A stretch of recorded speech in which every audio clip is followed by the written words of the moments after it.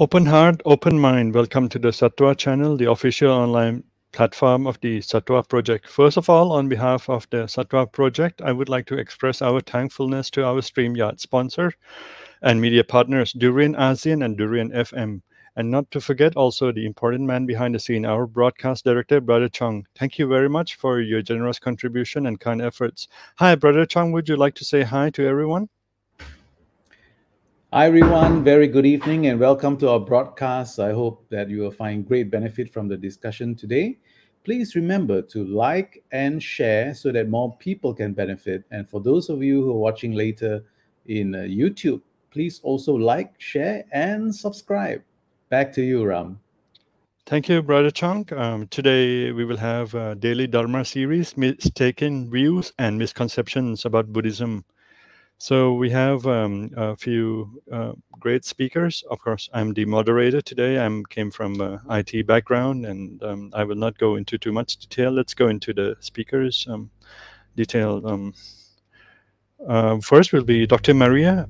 Dr. Maria is a Ukrainian Dharma translator and interpreter. She is a graduate of the Rangjung Jeshe Institute of Kathmandu University, where she currently works as an interpreter and instructor. She holds a PhD in political sciences and currently is studying for her second PhD in Buddhist studies in the International Buddhist College in Thailand. Welcome, Dr. Maria. Thank you for being with us today. Hello, good evening. Glad to see you all. Yes. Next speaker will be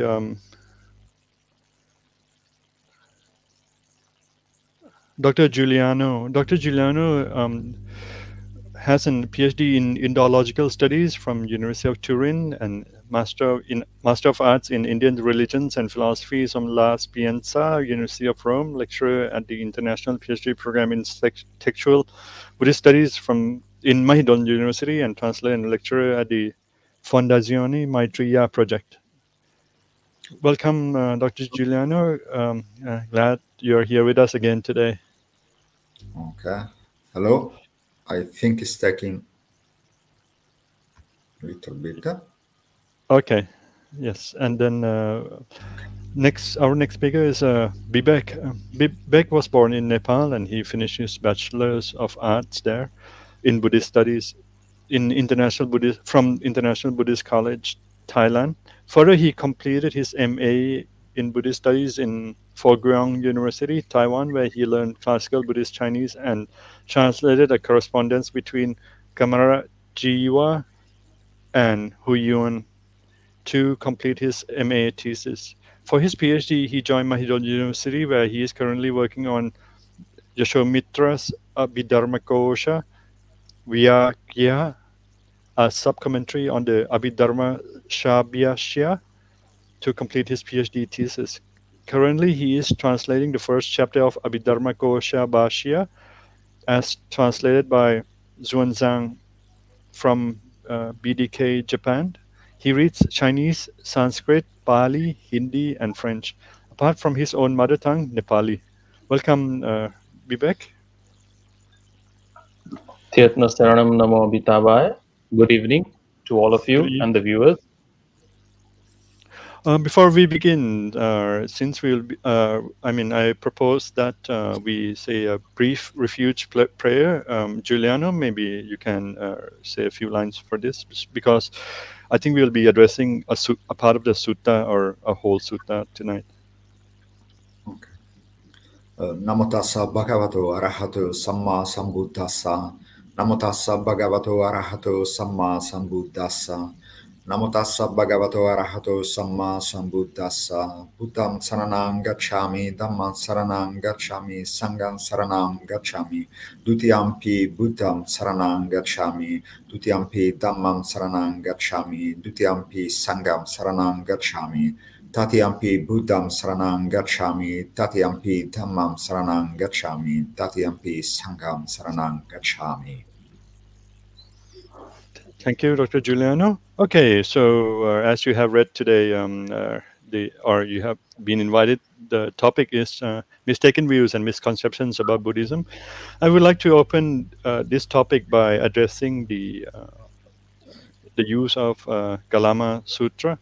I live in Thailand, and I've heard a lot of people quoting this sutta, or I myself maybe even do it sometimes, but I don't have, of course, the deep insight into this sutta. And I myself, and maybe along with some of my friends, we like to quote this sutta often and use it to deny views, which I don't agree with. What do you have to say about that? Is it proper to do that, or there are more to it than just to refute things in the non-believing sense? What do you think? Who would like to start on this?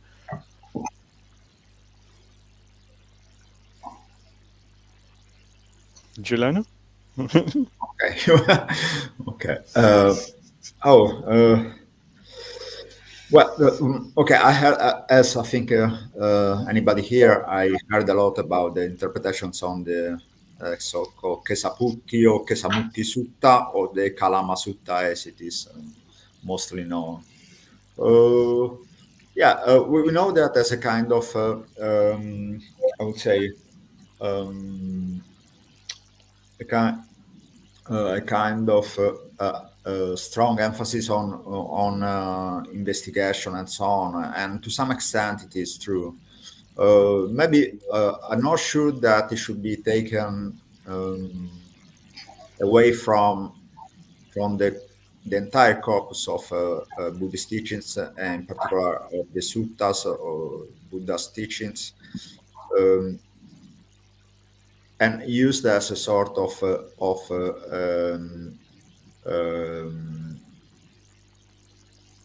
a text that may epitomize the entire teachings of the Buddha. I think that this should be seen as a special teachings given on a specific occasion and for particular reasons.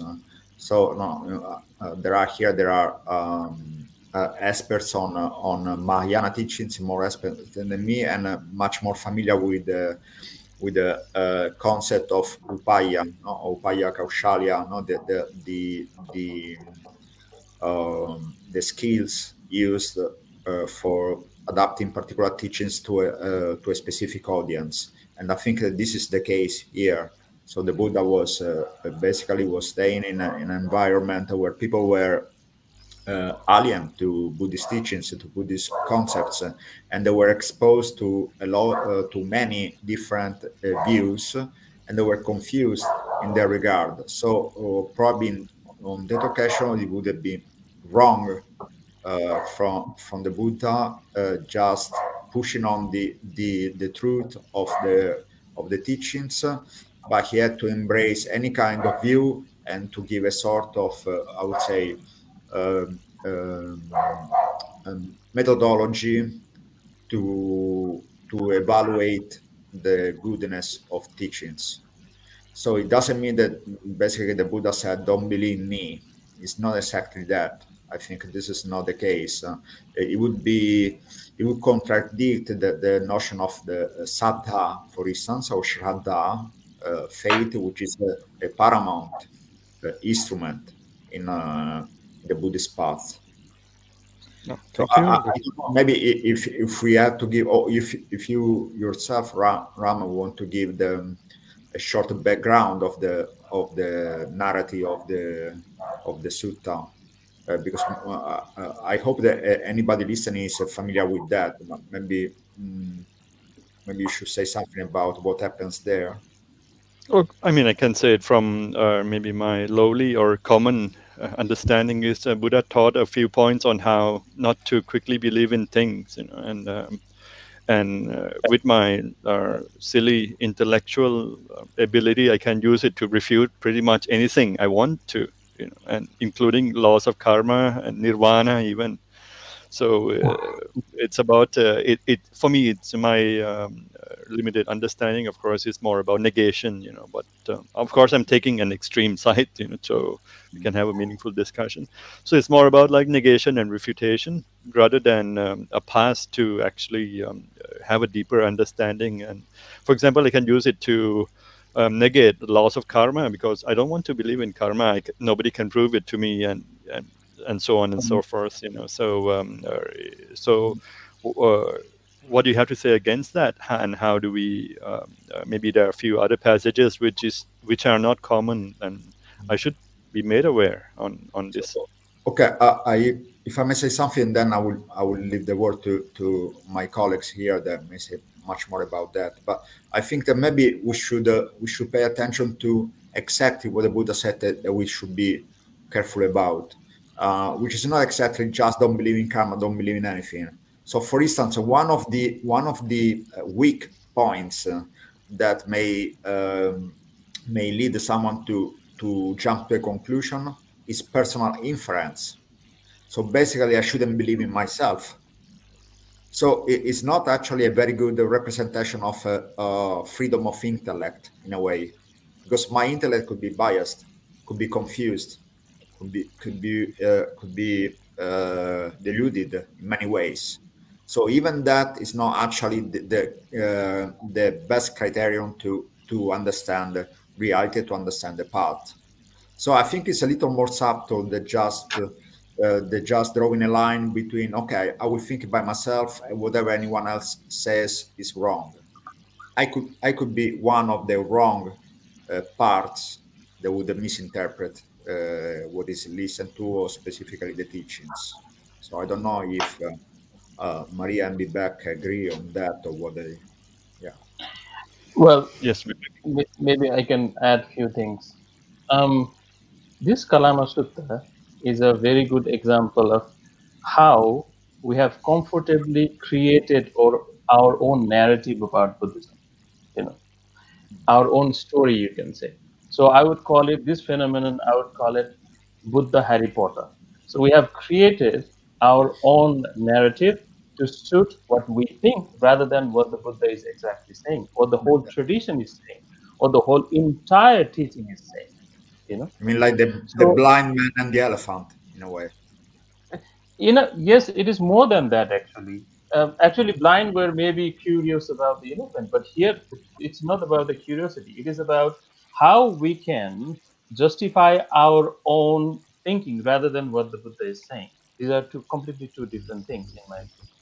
So this is an example of a cherry picking, that we cherry pick certain teachings from the canon as if that is the only thing the Buddha said, as if Buddha did not say anything at all, as if Buddhism is not a whole, a very, let's say, um, organic teaching, but we just pick certain parts of the teaching so that we can justify our conventions. For example, when this was picked, at the time we were picking this kind of things, we thought that Buddhism was very rational, right? Buddhism is very scientific, it's logic based, and in a way, because religions would ask you to follow the commandments, here is one religion from the East, very exotic, that we can modify in the way we want. This is the kind of mentality when we use Kalama Sutta to justify our own narratives. Now, let me give you an example how there are other certain sutras that trumps this sutta. For example, there is one sutta called Pubbakotthaka Sutta. Maybe it is translated as Eastern Gate or something in English. And it's a very interesting narrative there.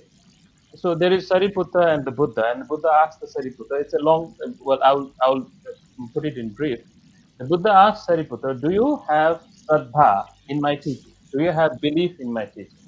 And Sariputta says, "I don't have." And everyone was kind of surprised. And then Sariputta explains that I have seen the truth by myself. What Buddha was teaching. I have seen myself, so I don't need Shraddha from this point onwards. What it means by implication, directly or indirectly, is that you need faith, which is actually one of the indriyas or the faculties important to get enlightened in Buddhism, which has to be converted into power later on in the path, in the 37 parts of enlightenment, what we call. So that is the kind of emphasis the Buddha put on the faith. But since it was time when we did not wanted to even hear about the faith and wanted to emphasize on the logic, on the reasoning, that's why we picked up this sutta and then we highlighted it to the extent that people think that this is all the Buddha taught, but that is not the whole story, right? In several of the suttas, Buddha emphasized on the Shraddha. For example, I can remember at least 6 or 7 suttas where the Buddha said Shraddha is so important, faith is so important. It is one of the ornament of the practitioners. Because without Shraddha, you will not get into Srotapanna, which is the first phase of enlightenment. That is impossible according to Buddhist teaching. So, I think this sutta exemplifies how we have created what I call a phenomenon called Buddha Harry Potter, our own narrative, our own fiction about Buddhism. Exactly. I agree. I can use it to justify what I don't want to believe and what I want to believe. I mean, it's not too difficult. Maybe we can welcome Dr. Maria to share some perspective on this. Yes, thank you, Ram. I think this is quite a profound topic that we are touching on now, because it comes down to the concept of faith and interpretation of faith. And specifically in Mahayana tradition, in Tibetan outlook, so to say, yeah, because I don't like to use the notion of Tibetan Buddhism, because there is no such thing as a Tibetan Buddhism. Kalama Sutta is brought into discussion of faith. So what is faith?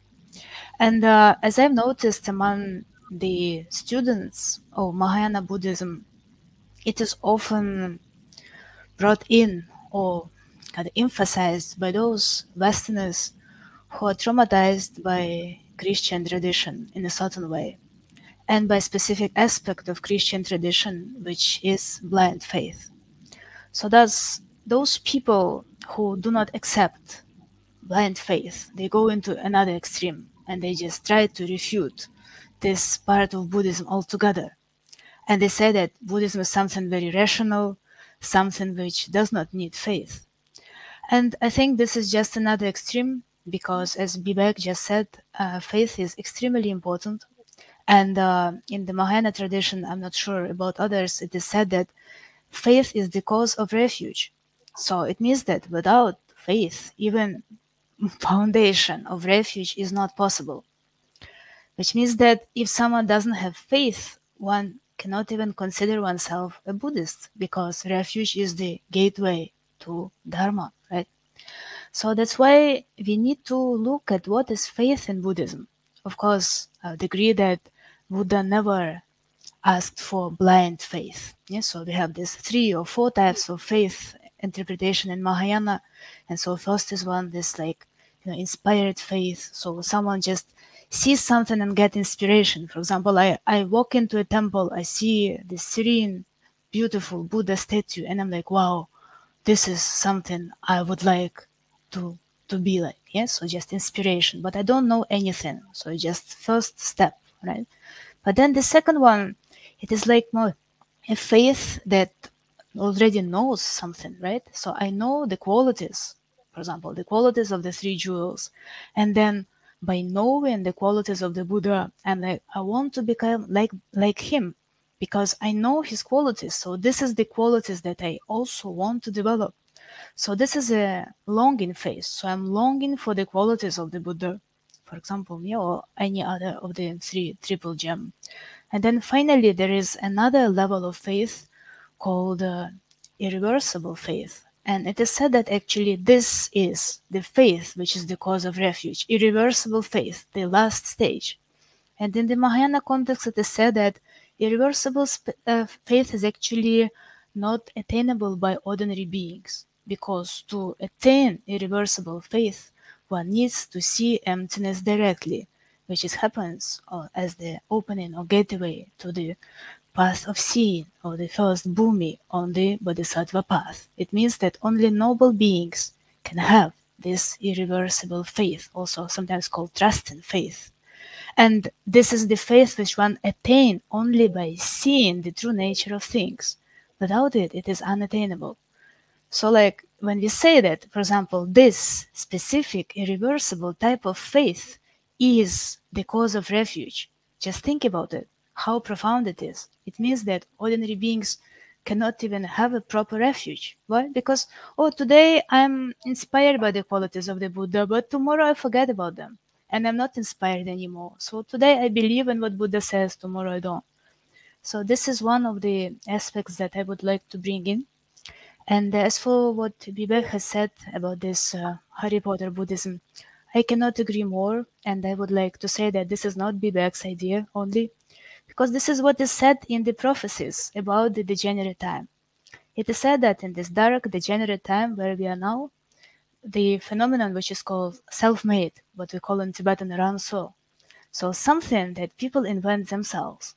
So like, this thing I like, so I will believe in this. Oh, this I don't like. So, oh, compassion. Oh, this is what I like. So compassion is good. Oh, teachings about 6 realms among those hell realms. Oh, this is something outdated. This I will not believe in. Yes, so this self-made Buddhism, which fits our own obscurations and misconceptions. So this is just part of our outlook in this degenerate time. So this is something that we face and something that we need to address. Thank you. Thank you, Dr. Maria and Bibek and Giuliano. Yes, there are also many aspects, right, which cannot be proven or disproven by our limited capacity, like past lives. I mean, is there a way to prove it doesn't exist? I'm not so sure. Or is there a way to prove it exists in a modern science way? Also, it hasn't progressed that much to be able to quantify these things. And also, if I of course take the stance of modern science, then it's also changing, right? I mean, theories get destroyed and by newer theories, and also we tend to, I mean, at least I myself tend to think in a very scientific, logical way, and also from my own research, I also found that logic has also its own limitations, right? So I cannot suitably use logic to justify everything, not even what I think is right. Of course, I can. I mean, I should be aware of that, but of course, I have that tendency. So I would like to know this Kalama Sutta or Kalama Sutra. What is the of course the proper name? How should I call it in Pali or and in Sanskrit, or is there a Tibetan name? And also, who were the audience? Were they Buddhists or non-Buddhists or mixed, or is the main theme of this for Buddhists or non-Buddhists or something like this, like the story around it? So maybe this will be helpful in discussing this matter further before we go into the details of maybe some of the points.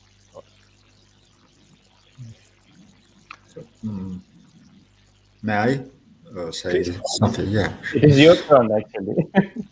Oh no, it's not.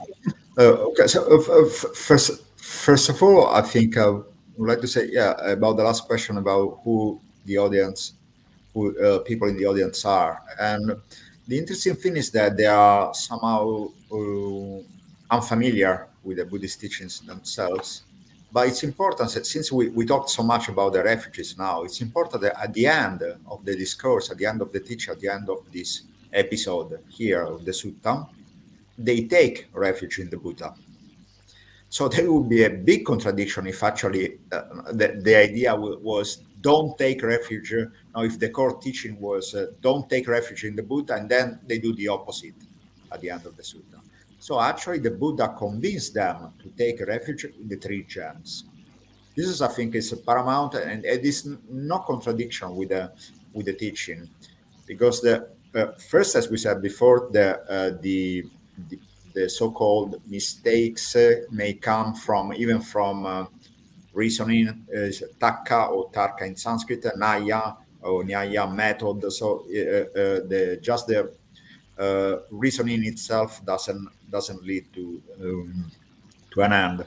And also, maybe connected with what Maria and Bibek said, that Saddha should be seen also as a Saddha, Shraddha, and then eventually Aveccha Pasada, which is the I would say, the firm confidence, which is a step further than just Saddha faith. But all of them are basically cognitive factors. So they are not just a leap into darkness, into the unknown. It's not just I trust what I can see, and that this is blind faith in a notion or in a dogma, but it's a progressive understanding of reality.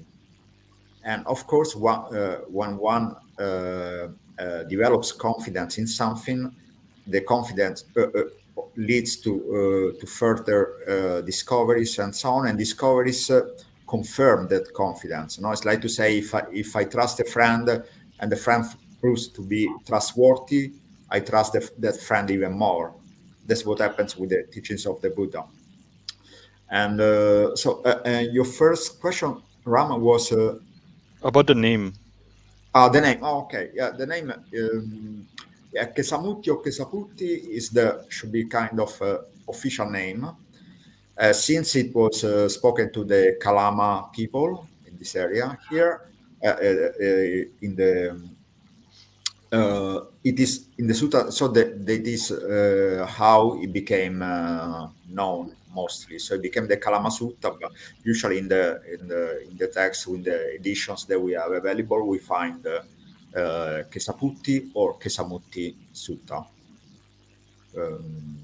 Yeah, so I think, yeah, mostly I would say that. Okay, I read also in the comments, no, an important point, no, Pachatam Vedita Bombinyuhi, no, is one of the definitions of the Dharma. Now that the Dharma should be known by the wise, by themselves. The wise should know, understand the Dhamma personally, directly. So this is true, but at the same time, the criteria given by the Buddha in this sutta are to distinguish between what is hita and what is ahita. So what is of benefit or what is not of benefit. So it's a simple distinction. What is benefit for oneself should be actually followed. And this actually is not against faith itself. No? I think another thing, maybe Bibek pointed out that quite well, is that this is quite a specific teaching to this audience here. But if we take any other teaching, so we don't read the Buddha saying to disciples or to high disciples like a Sariputta and so on, that they should do something like that. So that means that basically, okay, if you don't know anything about Buddhism, I can't tell you that, okay, faith is so important and so on, because maybe you don't have that potential to trust the Buddha. You don't know anything about the Buddha. So they didn't know what the Buddha was talking about. So how could they trust the Buddha? They were just bombed by a lot of information from many views. So at some point, the Buddha said, okay, just try to dispel all these confusion about the teachings and try to aim at a simple goal. The goal is what is of benefit, what is beneficial, and what is not beneficial. Just distinguish that. But of course, it wouldn't teach anything like that to the disciples. That in a way they're already in a path. They know, in a way, they know more than the Kalamas. So we should take actually these Kalamas as ignorant people, ignorant in a good way, I'm saying. So they know almost nothing about Buddhism. They are not in the path. So actually, they had to decide if to take the path or not. So paradoxically, I think this is a good teaching. It's good to interpret this teaching as a I would say, I would use if Bibek gives me the copyright, I would use the definition of Harry Potter teaching. So it's good to use that as a Harry Potter teaching. So to fit it to whatever my mindset is, it's even okay that, but maybe for a beginner. So just to take that little step towards the real teachings. So this is just the access in a way. So the Buddha gave like two doors.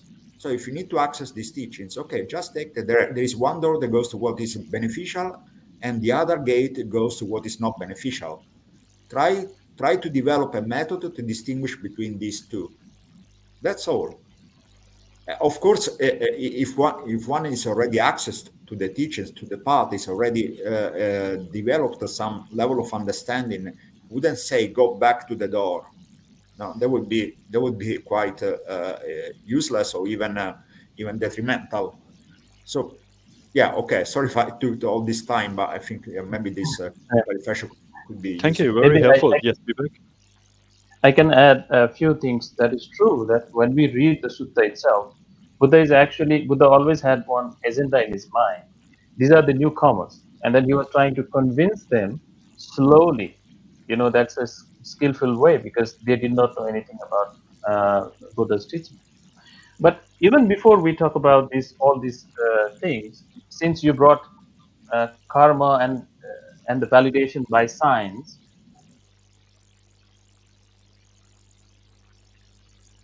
I think it is. Can you Yes. hear me? Yes. Yes, yes. Okay. It is important to understand why these misinterpretations are happening. Maybe I can say a few things there, and then I can further go to Kalama Sutta. I think there are two reasons. One is objective, and one is subjective.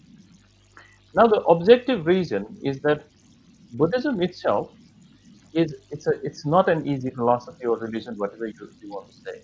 It's a paradigm shift. As long as you do not discard your old religious frame and philosophical frame and other things, I think one will find it difficult to understand Buddhism. In other words, what we are doing so far is that we are looking at Buddhism from the Judeo-Christian or Abrahamic religious framework. Either we are looking from that point of view, or we are looking from the point of view of modern science or European philosophies. You know, that is where we introduce some bias, because Buddhism itself is a separate domain of knowledge. That's what I would like to say. You know, so that is one thing we have done, and second thing we have done is that we haven't understood the human tendency in certain way. That what Buddhism tells us is that we get fixated with certain ideas, certain philosophies, and then it's difficult to come out of it. Whereas Buddhism always kind of asks you to come out of the boxes because it is out of the box. Whatever the Buddha is saying in the ultimate sense is out of the box.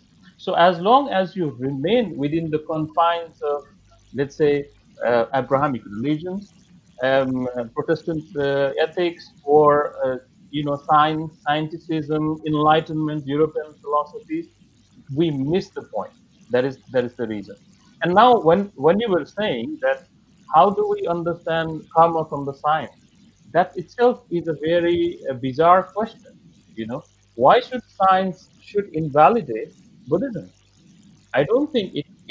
Well, when we look at the framework of the model of the science, what we have, I don't think its primary concern is what is the primary concern of Buddhism. I don't see that. The model is completely different. That's why we are trying to see something, a knowledge, a set of knowledge, a domain of knowledge from completely different domain of knowledge, and then we are having a bizarre situation. We are creating a very bizarre situation. So somehow I think we need to understand the nature of the Buddhism itself, because unless you understand the nature of Buddhism, its characteristic, how are you going to explore it or even compare it? Right. So far, I think Buddhism has escaped all the definitions we have given. In the 18th, 19th century, we started to say that Buddhism is very scientific. Well, there are some elements, scientific elements, so-called scientific elements, but it is not that. It escapes that scientific framework. Then we started to compare with Kant and whatnot about the Enlightenment ideas, and then it escaped that one too. That is the main reason why we haven't been able to understand. Kalama Sutta is the appropriate example that we have I used that framework, and we looked at Kalama Sutta and we completely misunderstood. That's what I yes, think. Vivek, that's very important point you made, and I think it depends on how we start in the investigation or how we start studying. Normally I think the tendency, at least for me, from my own experience, I usually start from the basis of modern science, which might be based on Western philosophy. And of course, that is not a very good basis, and I'm trying to make myself aware of that, and of course, and improve and try to not to have that kind of basis, because otherwise it will everything will start from a comparison with something incomplete by itself, which is also not a very good basis. I think Maria might have something to say about this, especially on the scientific and logic approach, since you seems to be very strong in logic. That's what I noticed. Please. Thank you, Ram. What I would like to bring in, or the aspect that I would like to emphasize, is contextualization. Because this is what will help us probably get out of the framework of Kalama Sutta. Because the thing is that teachings of the Buddha, they always have to be contextualized, right? So Buddha was teaching specific people in specific place with specific intention, right? This is what is said usually, that we cannot make any teaching absolute. And this is what I mostly like the most about Buddhism, because this is what, in my opinion, is strongly lacking in what is called Abrahamic religions, like, for example, Christianity. Because, for example, Jesus, he was teaching specific people in specific circumstances, telling them things that these people needed to hear, right? But then these teachings are taken out of context and they are propagated as some absolute teachings. So, usually in Buddhism, this is what is said, that teachings of the Buddha cannot be taken out of the context. So if we look at the context in which Kalama Sutta was taught, there's a very specific situation. So just to remind you, who were these people, Kalama people? So these were the people who were living near a forest, which was very popular with all sorts of practitioners. So all these guys, rishis, I don't know, ascetics, they were going to the forest to practice. When they were emerging from their practice, they had all kinds of insights, and they were sharing these insights with these people. And what was the case, that their insights contradicted each other. So one person was saying one thing, another person was saying something opposite. So these people, they were totally confused. So what is the truth? Whom we should believe? Because one person says this thing, the other person says something totally different. So where is the truth? Is it that each teacher has his own truth, or truth is something that none of them have? So what is it? So to these people in these specific circumstances, the Buddha said that you shouldn't take things for granted. You should really take them and practice them and then see for yourself whether they work or not, right? So this was very specific instructions given for very specific people in a specific circumstance.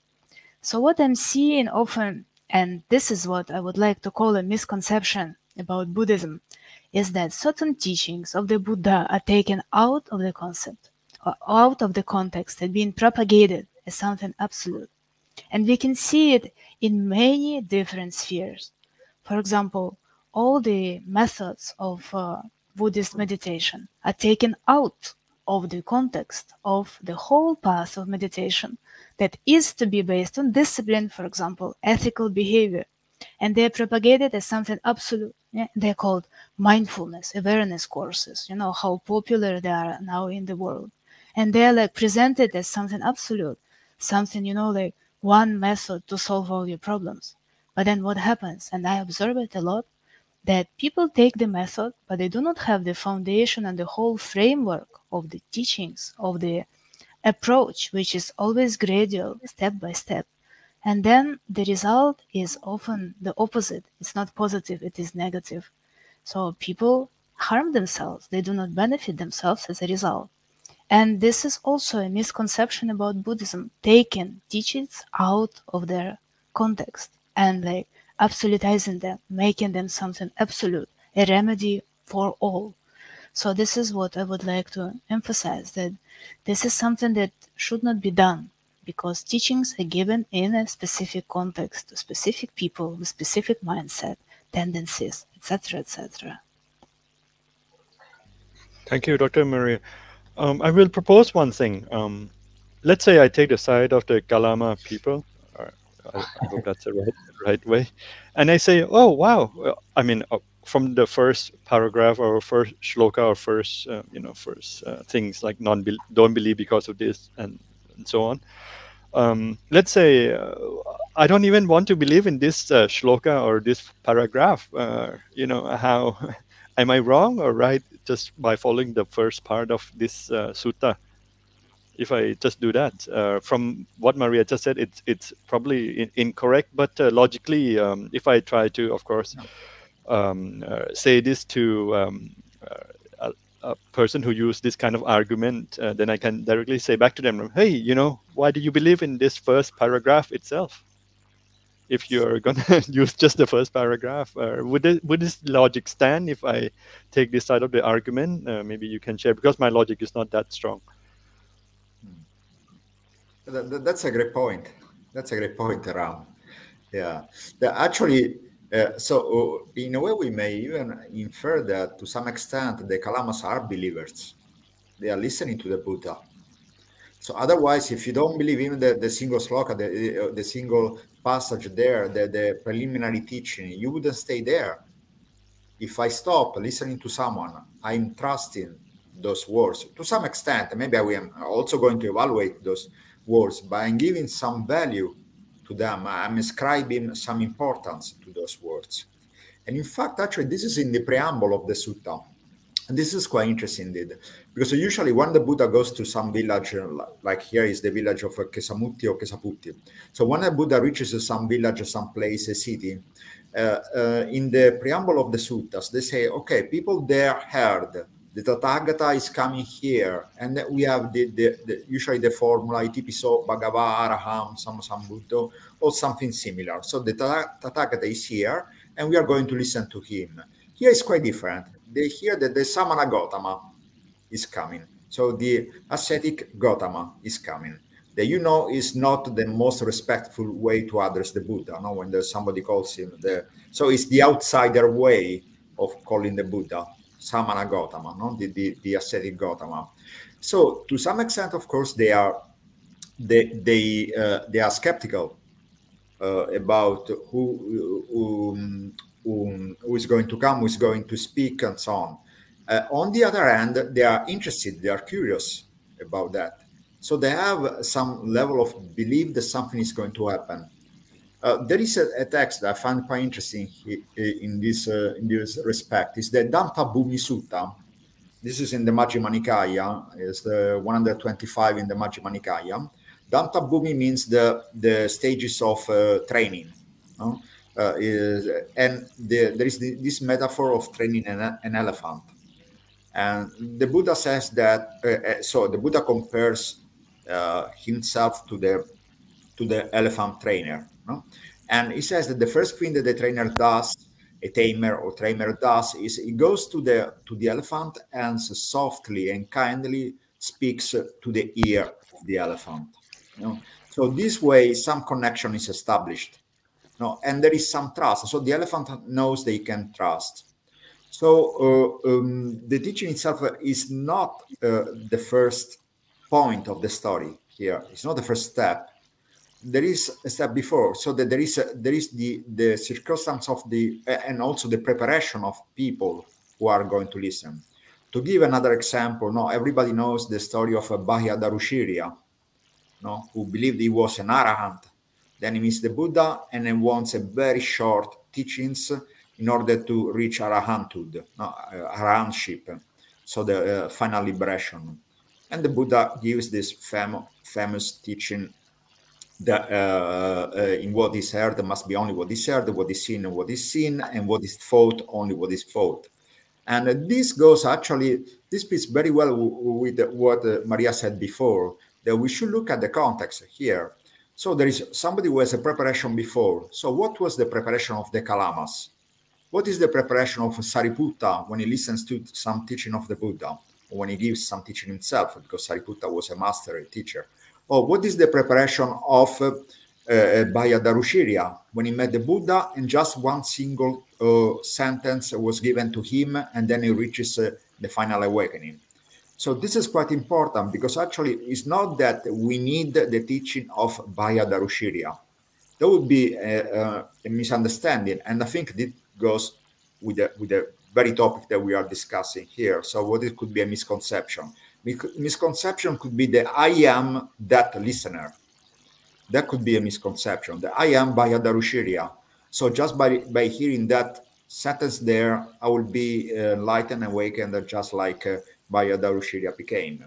Or I am the Kalamas, and so on. We may identify ourselves. So we don't only reinvent the teachings, but we reinvent ourselves. We become one of the characters of the story.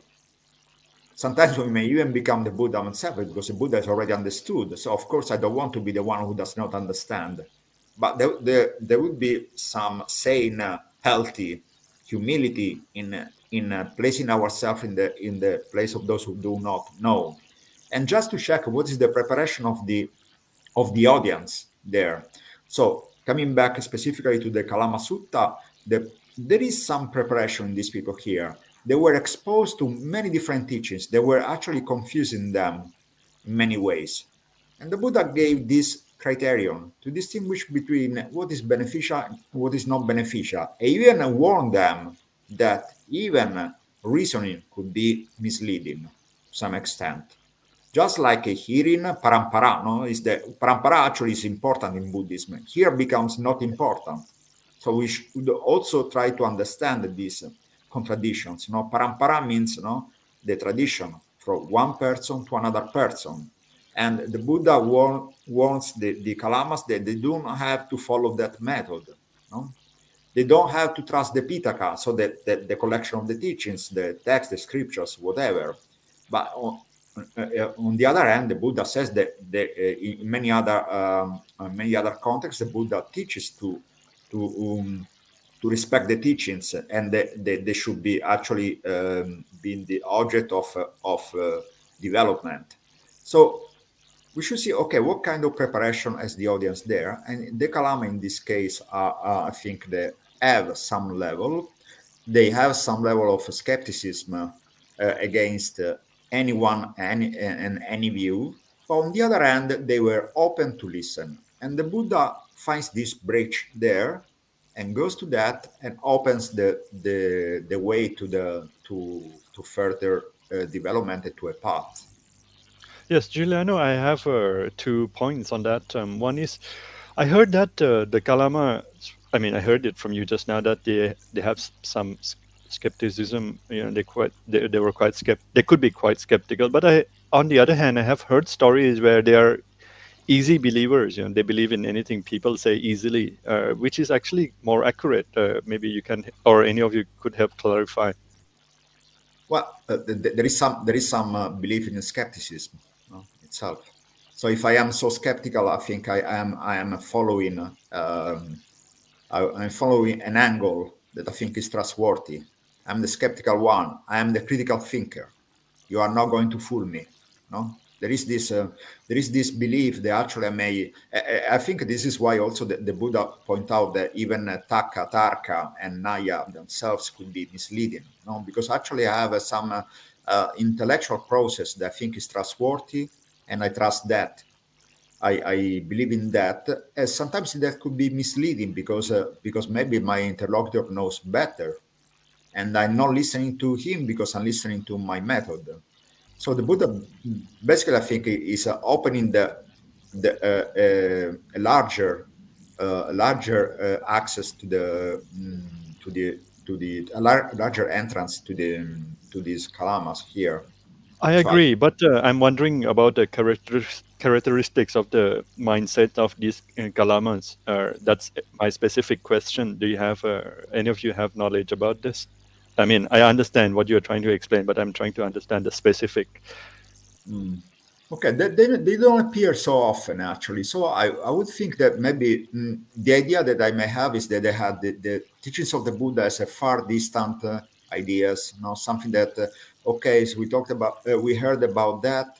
We know that Samana Gautama is in this area, but they don't know very well. So maybe they could have some hearsay that was in a way wrong.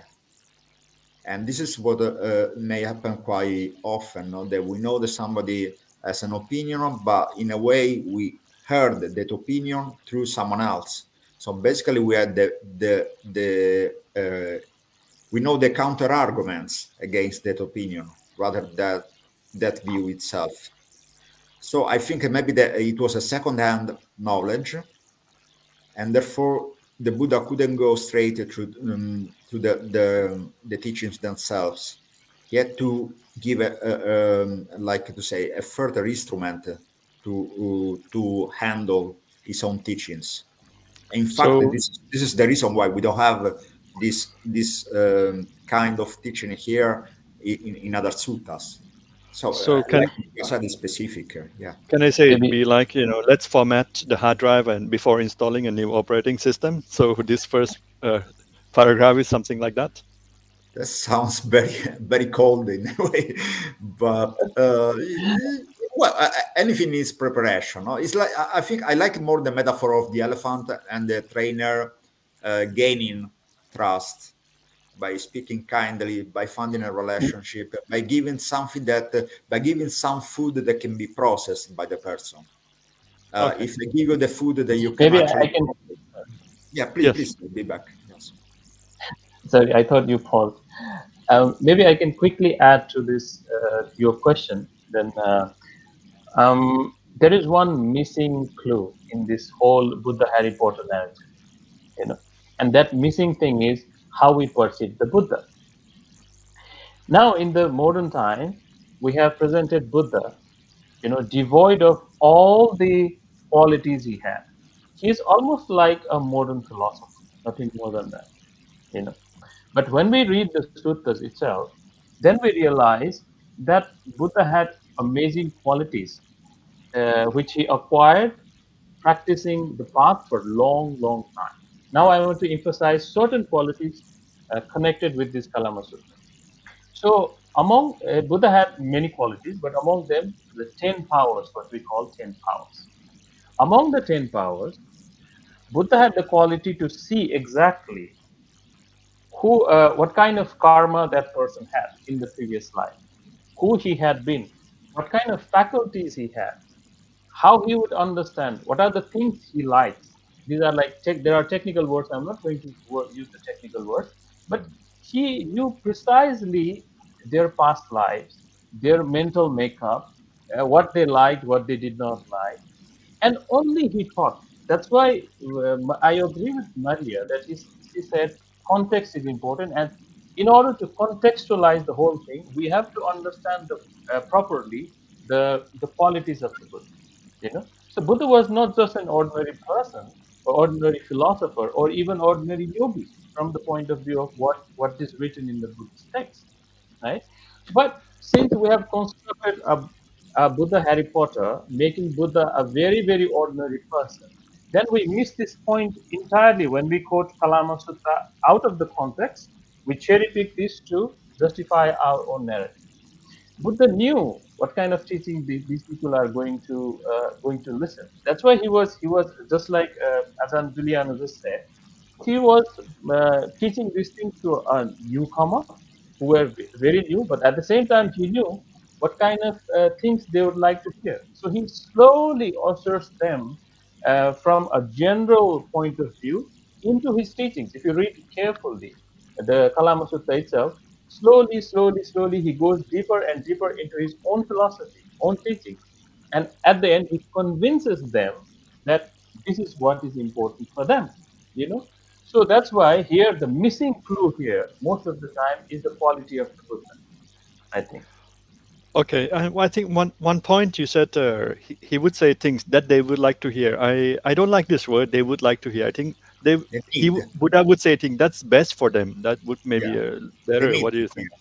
Yes. Yeah. Okay. Maybe I can clarify a little.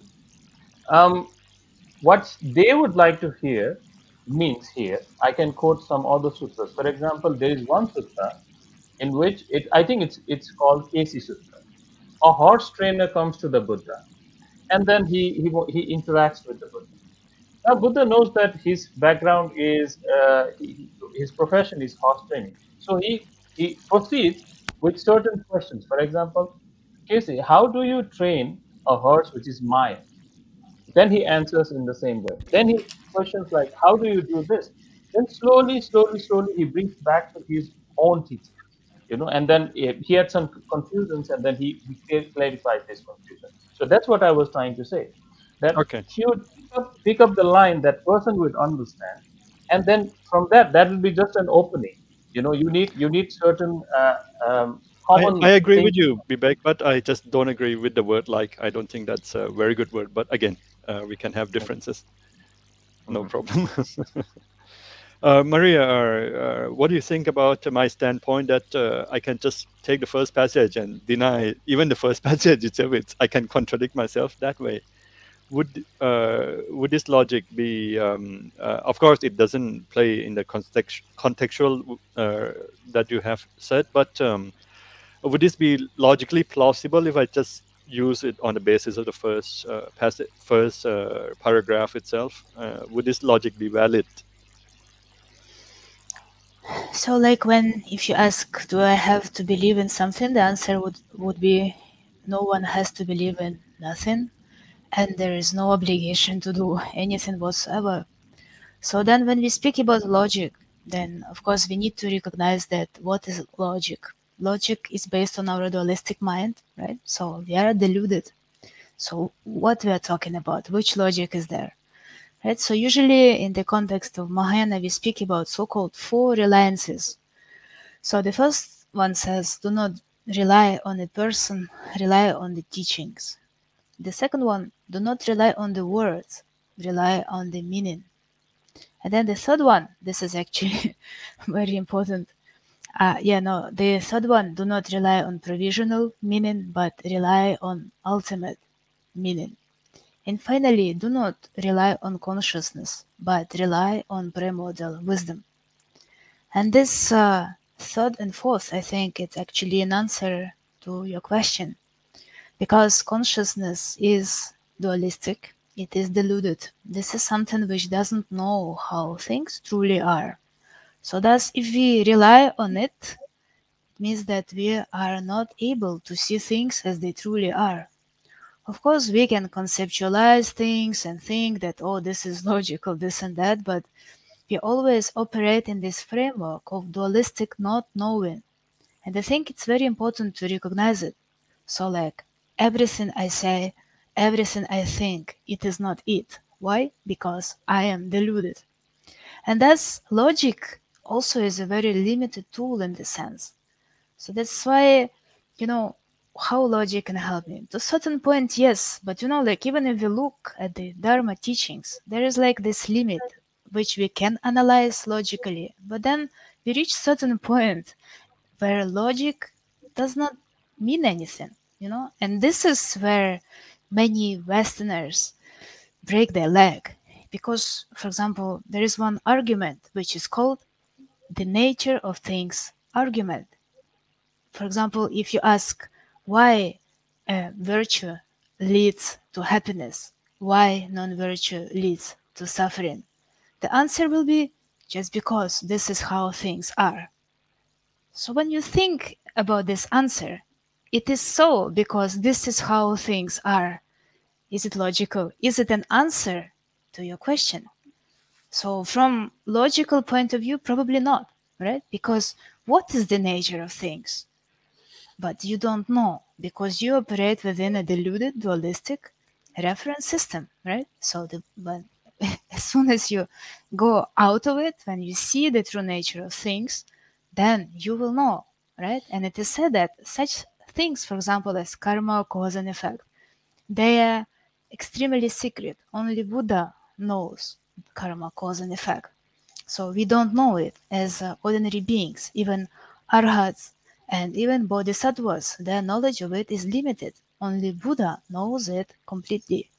So then, what we can actually prove by logic. And one more thing I would like to bring here in is like what faith depends on, you know? So like if we say, I don't believe in these things, so we ask why and what can help me to start believing in them.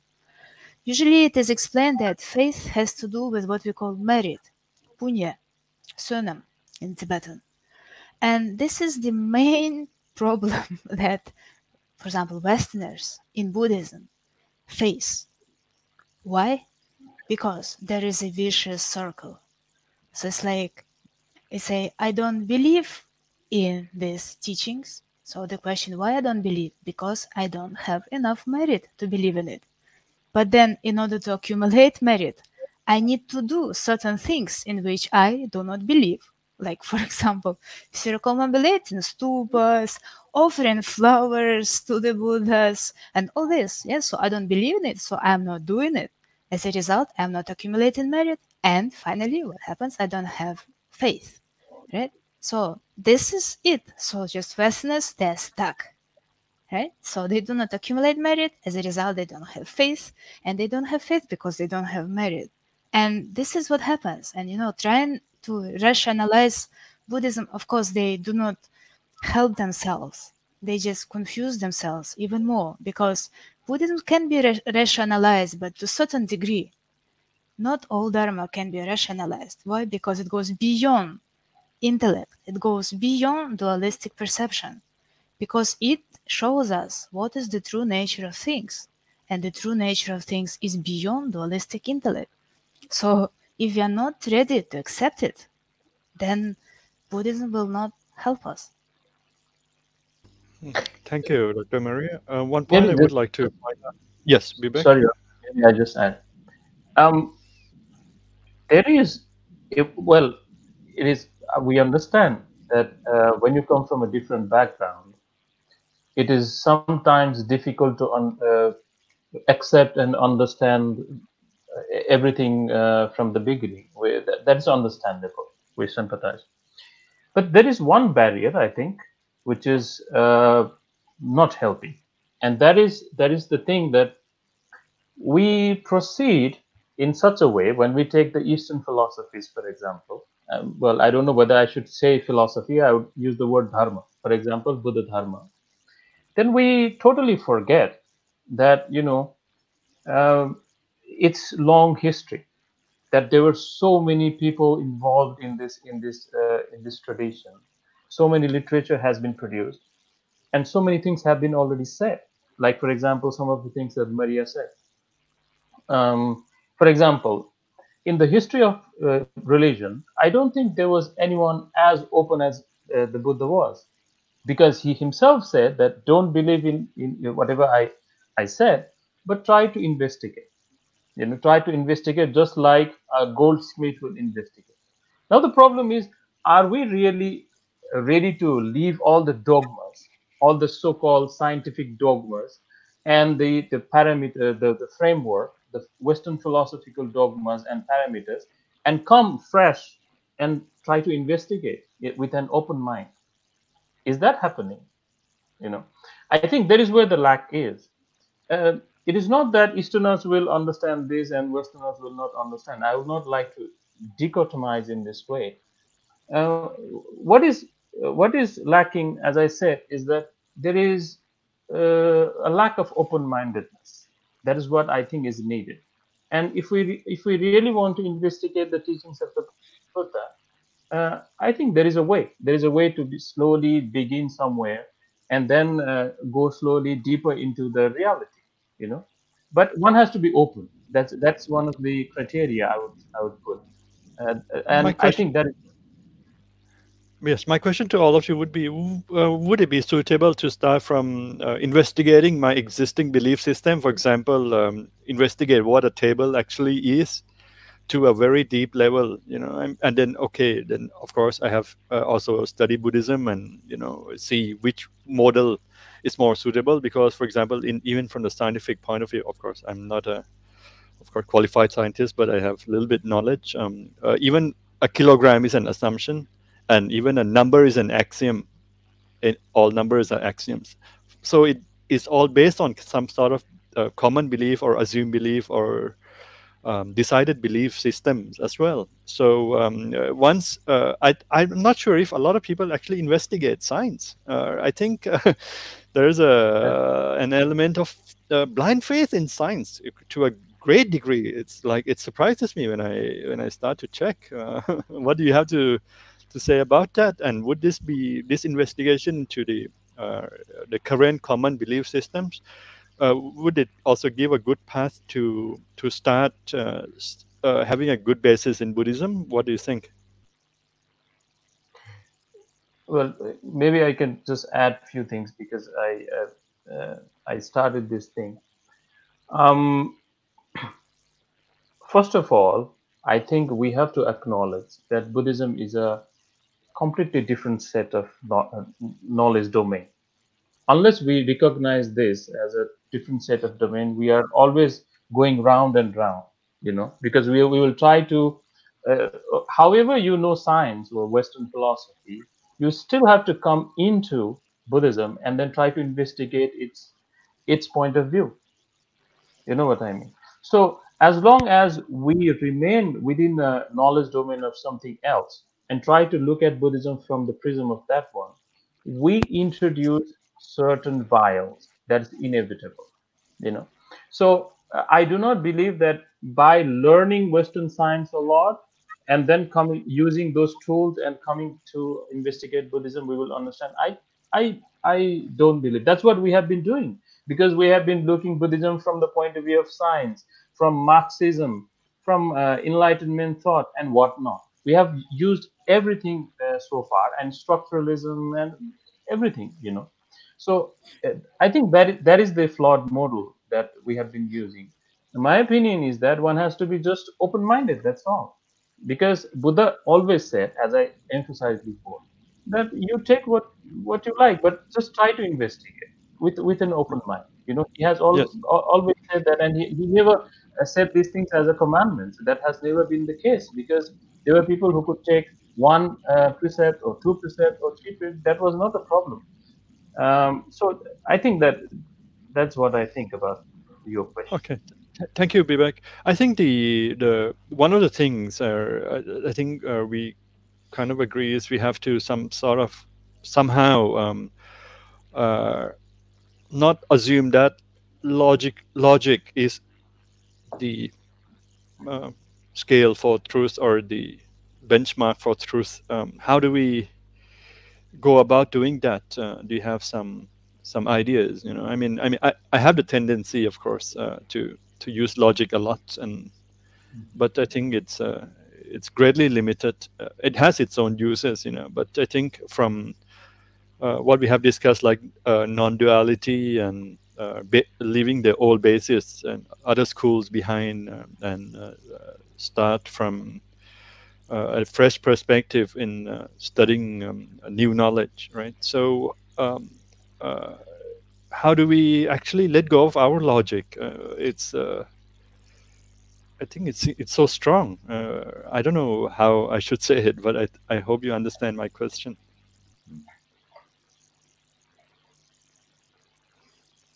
Yes. May I say something? Yes. Okay. Yes. Okay. So, I think it's quite interesting the way you put it, and maybe in a way, I think Bibek answered to that by saying that it's not so much about using logic or not, and so on, or even using science or not, but more about being open-minded. So I think that maybe one misconception that could be about the misconception itself could be that this sutta would encourage to disbelief. But on the other hand, I think the encouragement is to investigation. So in a way, I think the logic is among the instruments to be employed. But on the other hand, as also Maria pointed out, we should also consider that our mind is limited. Our consciousness is dualistic, is limited in many ways, is affected by defilements, is defiled, so there is attachment. Everybody knows what happens when I am attached to some viewpoint, and when I am emotionally charged with a particular topic, and my mind completely blurs because I just want to defend my position. So the mind is defiled by itself, and be encouraging to be open, open-minded is different from just putting aside logic and so on. In that, maybe what actually is also implied is what you, when you mention, for instance, Ram, about science, I think sometimes we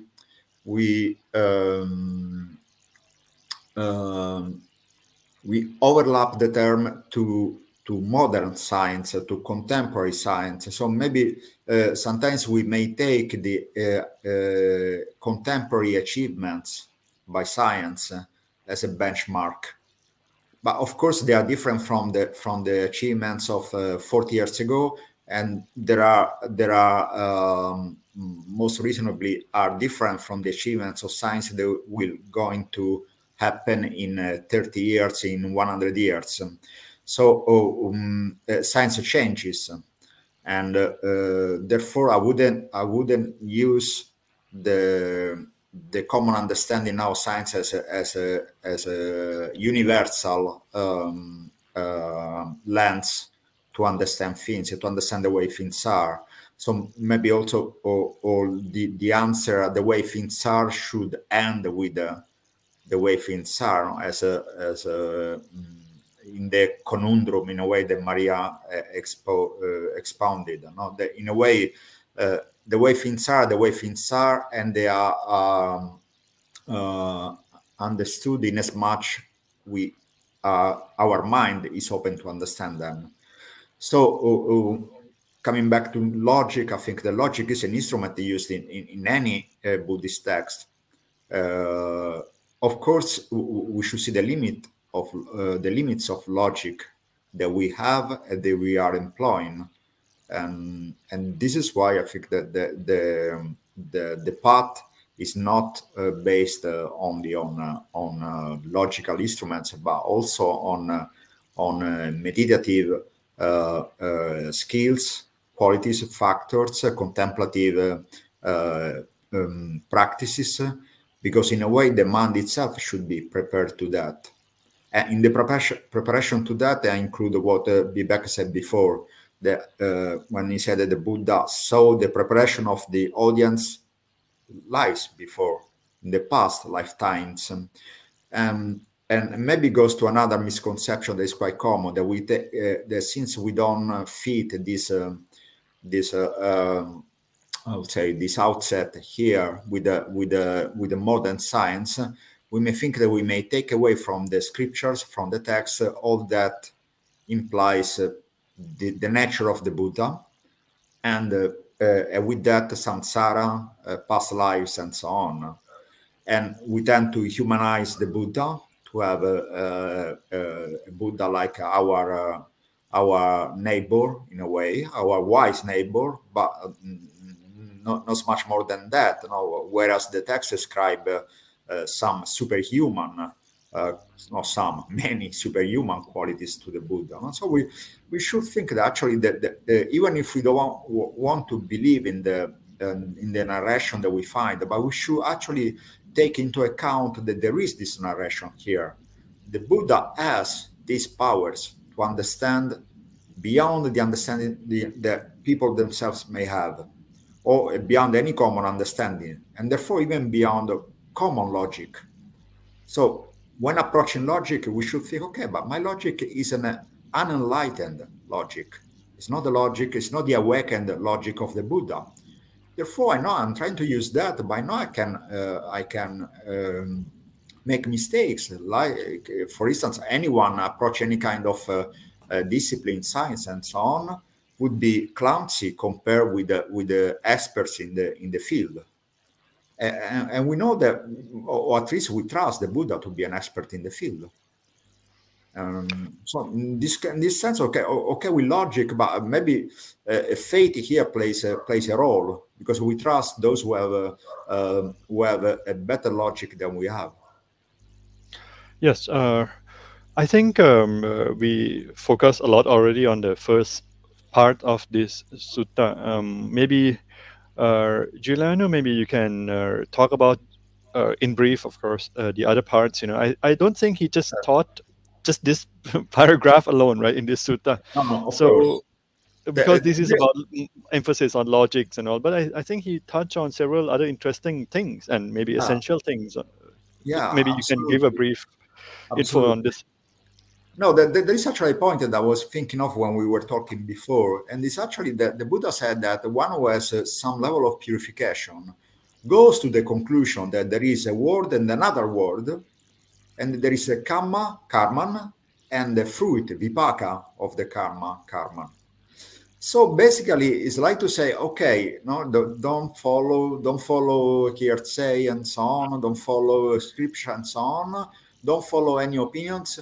But then once you in a way follow this way or line of reasoning of the Buddha, in a way you are supposed to go to reach the conclusion actually that these are given as reassurances, no? Adhigata, so they are reached conclusions that there is karma and there is the fruit of the karma. So, which is a core teaching, and this is taught here. Usually, this is not advertised so much. So we don't hear people saying, "Oh, okay, the Kalama Sutta is the sutta on the law of karma." We don't hear so much about that. Nevertheless, the Buddha talks about that. So, in a way, saying that okay, once you step back from beliefs and so on, you don't just follow whatever you hear from teachers and so on. And in this sense, I would also add a caveat that if the Buddha said in this sutta, if the Buddha said, "Listen to me, I'm right, and the other teachers are wrong," it would be just like any other teacher that those people here met. So basically, I think this is why he had to advise them to step back from just belief, and then to get closer to the core teachings. No, you cannot just go to that, because otherwise you just have another opinion. No? And I think it's a bit like the paradox that we mentioned before. So if your paradigm is just don't believe, in any case, all this teaching would be nonsense, because basically you shouldn't even trust the advice don't believe. No? Don't believe that. Don't believe the don't believe system. No? And you can do the opposite. So we are in the famous paradox of the liar. No. Nobody lies, but everybody lies in a way. So we would just be entrapped in this paradox. So yeah, one point of this text that I think I would underline is that part that basically then the Buddha explains the path, at a certain point says, okay, and then one knows that there is a world, another world, karma, and the fruit of the karma. Thank you, Giuliano. Dr. Maria, I want to ask you about, I think you mentioned earlier about flower offering, right, briefly? And I think similarly, this can be, yes, this similarly, I can apply this to meditation, I mean, logically, it should not make sense, for example, or so does offering flower. How would this be explained to, I don't know, of course, logic again,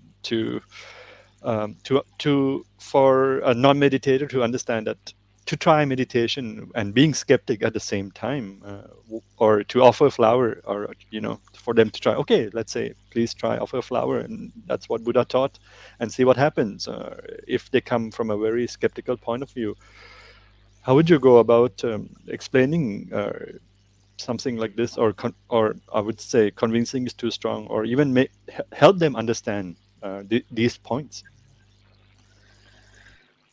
Well, if you ask what we have to do to go beyond logical limitations, then the answer is very straightforward. We need to purify obscurations and gather the two accumulations. What are the two accumulation? Accumulation of merit and accumulation of wisdom. This is it.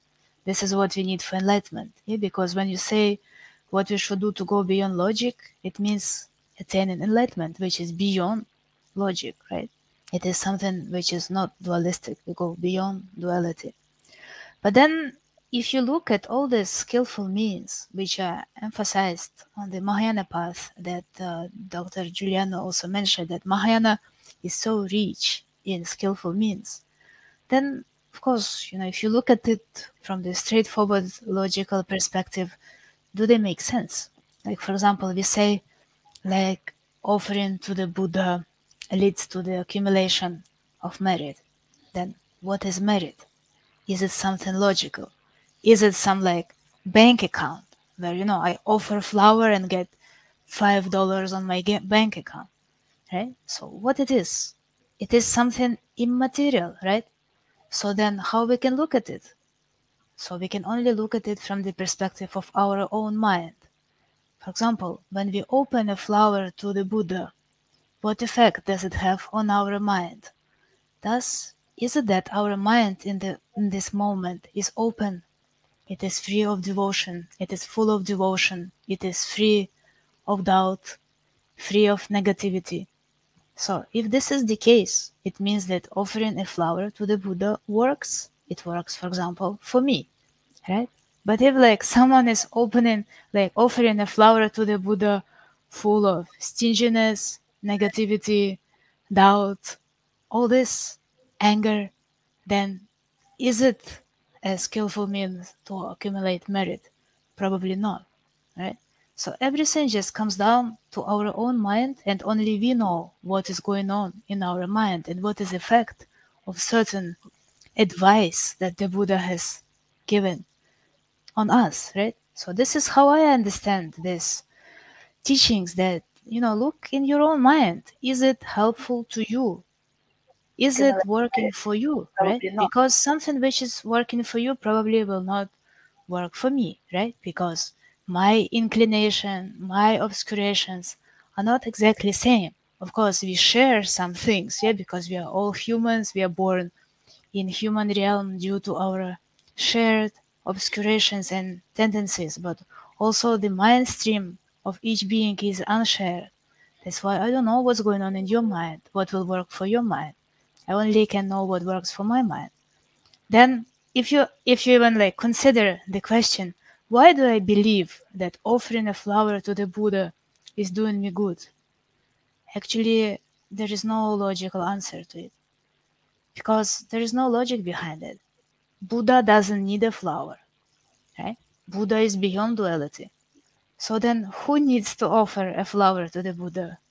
I need, right? Because I have a concept, a flower being something beautiful, something worthy to be offered.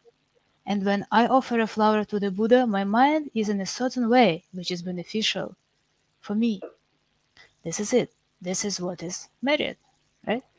And then if we do not believe in it, okay, but then what? At least we need to try. Westerners always, we have problems with doing full prostrations. Yeah? People think, oh, this is something not good. Yeah, I'm kind of submissive. Yeah, and they never do it. But then just try and see, does it work for you? Does your pride diminish when you do prostration or not? If you see that no, it doesn't help to diminish my pride, then probably it's not a good method for you, right? But once again, as it has already been mentioned many times today, we need to understand that we have certain predispositions and habitual tendencies. And that's why our likes, dislikes, beliefs, and disbeliefs are always limited. If I think back on how I met Dharma, how I met Buddhist teachings, they made sense for me immediately. There was this direct recognition, oh, this is how it is. I didn't have doubt. I never questioned it. So then if you ask why, I'm super rational being, super logical being. But for some reason, I believe in the Buddha's teaching. I believe that they are true. So then this is something illogical. Then the only explanation is that I have merit accumulated in my past lives to believe in it to be true. And once again, merit is something illogical. You see? I think you made very, very interesting points. I, I think you. It's very, very nice about the state of mind of, especially like offering flower. If we are offering full of stinginess, what are we actually doing? What are we implanting in our mind stream? Our own self. What are we putting in that moment? I think that's very, very important, and I think you touched that in a very beautiful way. Yes, if I have faith and I believe, yes, of course, Buddha doesn't need flower. He is beyond duality, but I still believe in Buddha. Still believe in enlightenment. I still believe in concept of offering, and I still believe in concept of flower, which is a beautiful thing, freshness, and also many other qualities. Yes, so it's about it's, of course, the starting point is about me. I think that's also a very very important point. We start with our own basis. Well, that's yes. So it's important, and so does with other offerings or even mental offering. I think not just physical offering, and also like doing prostrations. I think also that might also go in the same way with meditation. Just try, see if it works, right? I mean, maybe it doesn't work for you. Maybe there are some conditions that prohibits you the accomplishments, or maybe not. But we tend to do a lot of experiments in the modern science, but we don't tend to do. We don't seem to have, like in the modern society, we seem not to have so much tendency to do experiments with, for example, Eastern belief systems, or especially Buddhism. You know, we tend to think it's far away, and the Western belief system, especially science, is worth experimenting, and not just to sit and do nothing and watch our mind, for example, or watch our breath. I think we have to wrap up. Maybe please, all of you, please, say a few things in conclusions, and or a very short discussion, and we'll wrap it up for tonight. Of course, we will have a dedication and some announcements after. Yes, please, maybe Bibek. Well, just to add what Maria just said, the whole purpose of Buddhism, here we again miss the whole purpose of Buddhism because we created our own Buddha dichotomy, right? The whole purpose of Buddhism is to dismantle your ego, what we call the self or ego. And when we look at the self, what is called self, it is nothing for other than, let's say, this, we call this body as self, or our mental makeups, what we like, what we dislike, and all these things, right? These constitutes I and mine, actually. So when we are adamant with certain point of view that we are not being able we are not being able to be flexible, let's say, then actually we are not going towards the Buddhist goal. That we are not there to dismantle our ego. Maybe we have found Buddhism as something a new prize that you can come to the East, or well, or even for the Easterners these days. I would not like to have this kind of dichotomy. That we have found a noble thing that we can showcase somewhere and then keep our ego intact. But exactly these things, for example, prostrating or offering flowers, which goes against our conditioning, because we were taught it is not logical. You know, we are taught to remain within a box. And if we have to understand Buddhism, as I said, we need to come out of our box. We have to come out of our comfort zone. We have to come out of our cocoon that we have created, that I and mine. Right? So these are what Maria said is already an excellent point. But apart from that, This itself dismantles your ego. Somewhere, somehow, you have clung to the idea that meditation should be like such and such. This is your own construction. And meditation, Buddhist path should not be such and such, which is also your construction. So you are always comfortably living within your own constructions and your own point of view. Basically, you are living within your own ego, right? So, and of course, the ego here goes much farther than what I just said. But at least, are we going to align ourselves with the Buddhist goal and the path? If we are Buddhist and we have taken refuge in these roles, are we determined to take it seriously? Maybe that is also another question we can ask, right? Yes, Giuliano. Okay. So, okay, to wrap up a little bit, I think maybe we should agree that the Kalama Sutta is in no way a warning against faith. It is in no way an advice to put aside all the other teachings of the Buddha, of course. It is way more than a manifesto of rationality. And yeah, basically we should okay, maybe there is I think a guideline about that. We should read it because I think that many of I suspect, and I'm afraid that many of the discussions on the Kalama Sutta are based mostly on one single sentence from the Kalama Sutta itself. Whereas maybe we should read not only all the teachings, the more we read of the teachings of the Buddha, the better, but we should start reading the entire Kalama Sutta. And maybe some view about that would improve. Thank you, Giuliano. Oh, wow, that's new knowledge. It's just one sentence, not even one paragraph.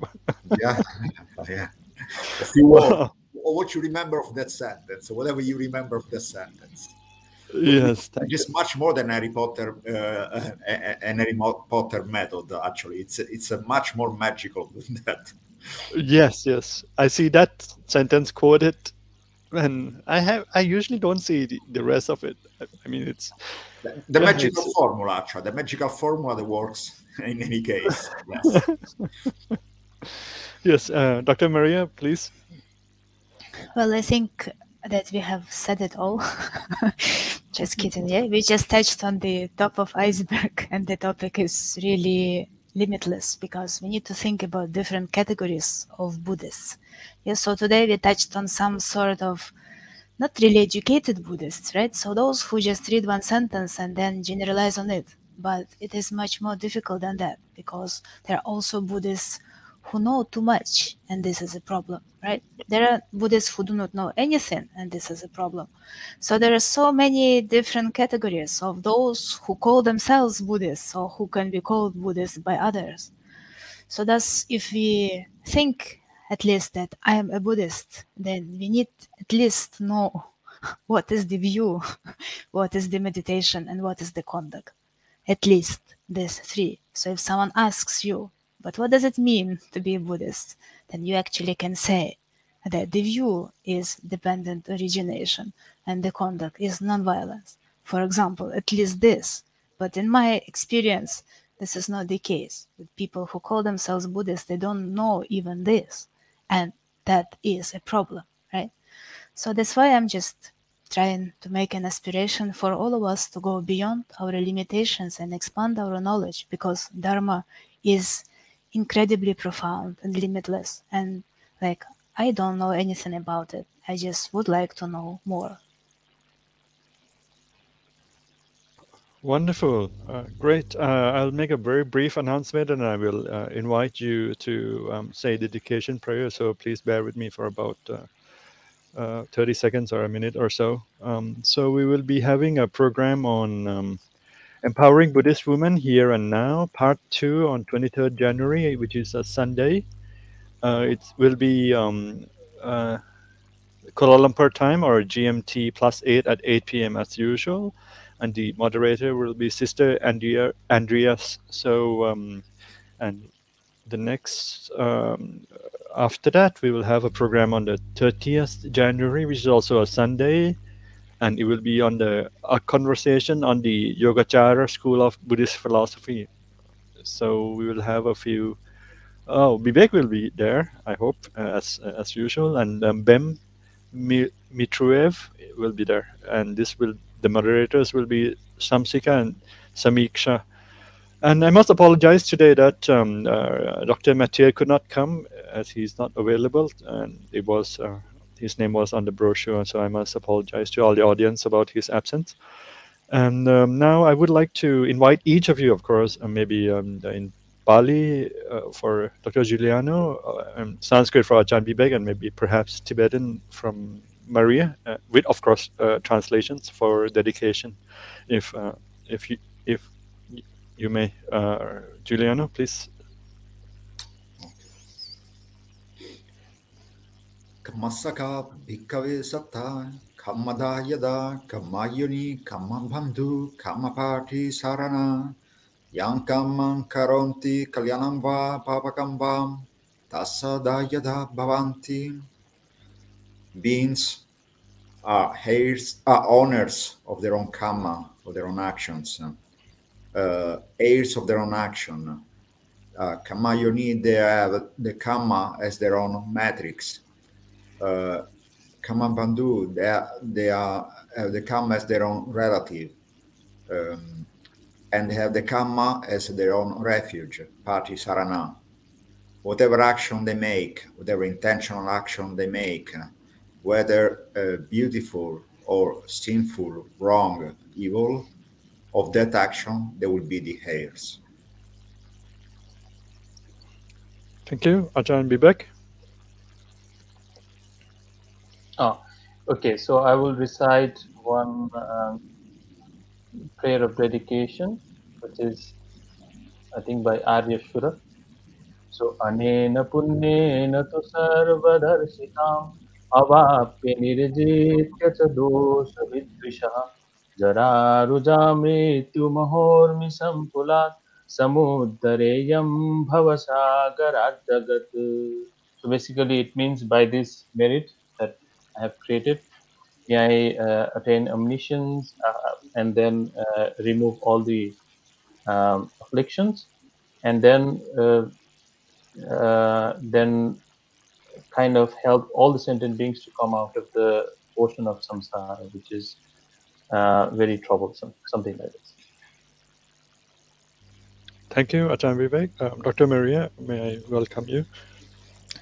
Janchu semchorin poche makye panam kye gyurchi kyevanyam pa mehpayam gona gondo pelvarsho.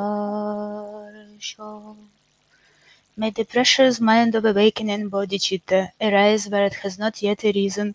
Where it has arisen, may it not decrease, but increase further and further. Thank you, Dr. Maria. I will say the 4 great vows.